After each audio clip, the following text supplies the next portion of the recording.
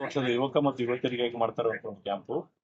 ಬಹಳಷ್ಟು ಜನ ಯುವಕ ಯುವತಿಯರ ಕನ್ನಡಕ ಇರೋದ್ರಿಂದ ಅವರಿಗೆ ಸರ್ಕಾರಿ ನೌಕರಿ ಪಡೆಯೋದಕ್ಕೆ ಸಮಸ್ಯೆ ಆಗಿರುತ್ತೆ.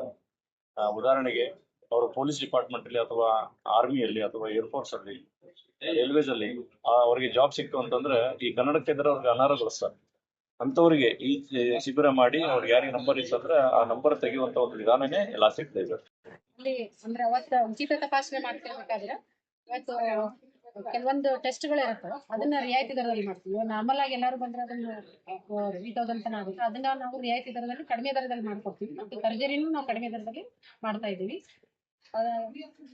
ಈ ಚಾಯ್ ಸೆಪ್ಟೆಂಬರ್ 22 ಸಂಡೇ ಬೆಳಗ್ಗೆ 10 ಗಂಟೆಯಿಂದ 4 ಗಂಟೆವರೆಗೆ ಇರುತ್ತೆ. ನಮ್ದು ಗುಲ್ಬರ್ಗದಲ್ಲಿ 2 ಹಾಸ್ಪಿಟಲ್ ಇದೆ. ಒಂದು ಬಸ್ ಸ್ಟ್ಯಾಂಡ್ ಪಕ್ಕದಲ್ಲಿ ಅನುಗ್ರಹ ಐ ಹಾಸ್ಪಿಟಲ್ ಅಂತ, ಇನ್ನೊಂದು ನಮ್ದು ಅನುಗ್ರಹ ಹಾಸ್ಪಿಟಲ್ ಅಂತಂದ್ರೆ ಅಟಲ್ ಬಿಹಾರಿ ವಾಜಪೇಯಿ ಬಡಾವಣೆ ಸಮಾಧಾನ ಮಟ್ಟದ ಮುಂದುಗಡೆನೆ. ಅಲ್ಲಿ ಬಂದು ಎಲ್ಲರೂ ಈ ಫೆಸಿಲಿಟಿನ ಯೂಸ್ ಮಾಡಬಹುದು.